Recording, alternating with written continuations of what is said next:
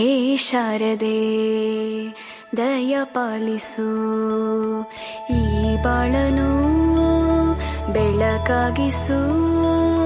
ಹೇ ಶಾರದೆ ದಯ ಪಾಲಿಸು, ಈ ಬಾಳನು ಬೆಳಕಾಗಿಸು. ನಾಳೆಗಳ ದಾರಿಯಲೇ ನಂಬಿಕೆಯ ನೆಲೆಯಾಗಿರಿಸು, ಮುನ್ನಡೆಸು.